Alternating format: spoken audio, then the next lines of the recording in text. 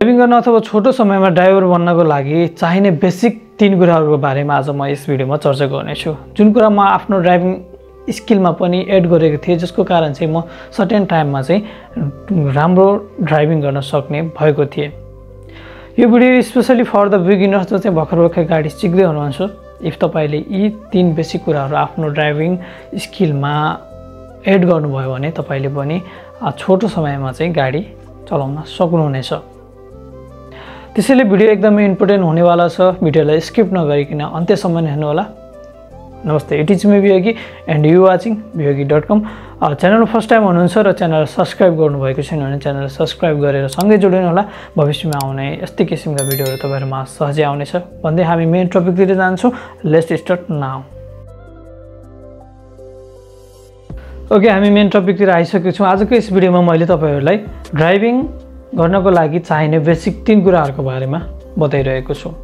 हामी ढिला नगरिकन टपिकलाई सुरु गर्छौँ। सुरुवातमा राखेको छु मैले रिस्क। सबै ड्राइभर बन्न चाहनुहुन्छ अथवा राम्रो ड्राइभिङ गर्न चाहनुहुन्छ भने तपाईले रिस्क लिन पनि सक्नुपर्छ।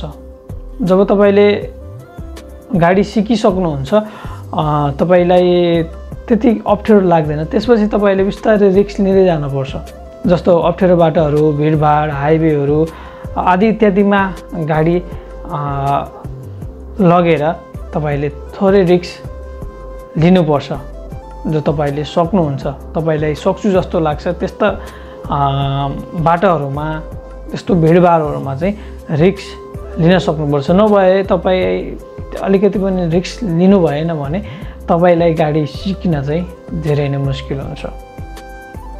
र सेकेन्ड नम्बरमा राखेको छु मैले भेहिकल्स इन्फर्मेसन, सवारी साधनको जानकारी। तपाईले ड्राइभ गर्ने सवारी साधनको बारेमा पूर्ण रूपमा जानकारी नभए पनि केही चाहिँ तपाईलाई चाहिने कुराहरुमा चाहिँ जानकारी हुनुपर्छ। जस्तो साइड लाइट हैन, लुकिङ ग्लास कहाँ मिलाउने, कसरी मिलाउने, एन्ड वाइफर हैन, अनि त्यसपछि सीट बेल्ट। यो सुन्दा सामान्य लागे पनि यसले ड्राइभिङमा धेरै नै इफेक्ट गर्ने गर्छ। जस्तो तपाईले एउटा सीट राम्रोसँग मिलाउनु भएन भने तपाईलाई ड्राइभ गर्न निकै नै अप्ठ्यारो हुन्छ हैन। तपाईको लुकिङ ग्लास मिलाउन सक्नु भएन भने तपाईको हिँडिरहँदा गुडिरहँदाखेरि पछाडिको साधन देखिँदैन, आफूलाई अप्ठ्यारो पर्छ र ब्याक गर्दाखेरि पनि त्यस्तै अप्ठ्यारो हुन्छ। यी बेसिक कुरा हो, तर एकदमै महत्त्वपूर्ण भूमिका यसले खेलिरहेको हुन्छ। त्यसैले चाहिँ भेहिकल्स इन्फर्मेसन अथवा सवारी साधनको बारेमा थोरै जान्नु पनि तपाईलाई आवश्यकता रहन्छ। ओके, तेस्रो नम्बरमा छ कन्फिडेन्ट। हरेक काम गर्नको लागि हामीलाई कन्फिडेन्ट त चाहिन्छ हैन। ड्राइभिङ गर्नको लागि पनि कन्फिडेन्ट त चाहियो, तर ड्राइभिङ गर्नको लागि कन्फिडेन्ट लेभललाई चाहिँ एकदम म्यानेज गर्न सक्नुपर्छ। यदि तपाईको कन्फिडेन्ट लेभल ओभर भइदियो, हाई भइदियो भने तपाईलाई यसको कारण चाहिँ तपाईलाई निकै असर गर्न सक्छ। किनभने ड्राइभिङ एकदमै रिस्क काम हो। हाम्रो 1 सेकेन्डको मिस्टेकले धेरै क्षति हुन सक्छ, ज्यान जान सक्छ हैन। त्यसकारण चाहिँ तपाईको कन्फिडेन्ट लेभल हाई हुन पनि भएन हैन, र तपाईको कन्फिडेन्ट लेभल डाउन हुन पनि भएन।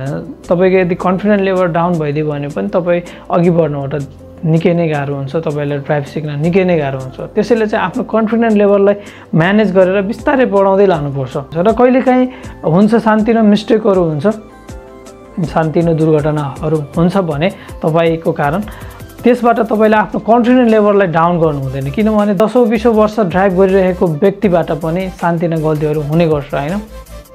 त्यसैले चाहिँ आफ्नो कन्फिडेन्ट लेभल बनाइराख्नुपर्छ, बिस्तारै बढाइराख्नुपर्छ। ओके, आजको लागि भिडियो यति नै। आई होप यो भिडियोले तपाईलाई केही हेल्प गर्नेछ भन्ने, र भिडियो मन परेदेखि लाइक गरिदिनु होला, र कस्तो लाग्यो कमेन्ट गर्नु होला, र कस्तो खालको भिडियोहरू चाहनुहुन्छ त्यसको लागि पनि कमेन्ट गर्नु होला। केही नबुझेको भए पनि कमेन्ट गर्नु होला। सकेसम्म म बुझाउने प्रयास गर्नेछु, र तपाई जस्तै यस्तो बिगिनर साथीहरुसम्म पुर्याउनको लागि भिडियोलाई शेयर गर्नु होला। र यदि च्यानलमा फर्स्ट टाइम हुनुहुन्छ र च्यानल सब्स्क्राइब गर्नुभएको छैन भने च्यानल सब्स्क्राइब गर्नु होला। यस्तै खालका भिडियोहरू म लिएर आउनेछु भन्दै आजको लागि म छुटिन्छु। हस्त, नमस्कार।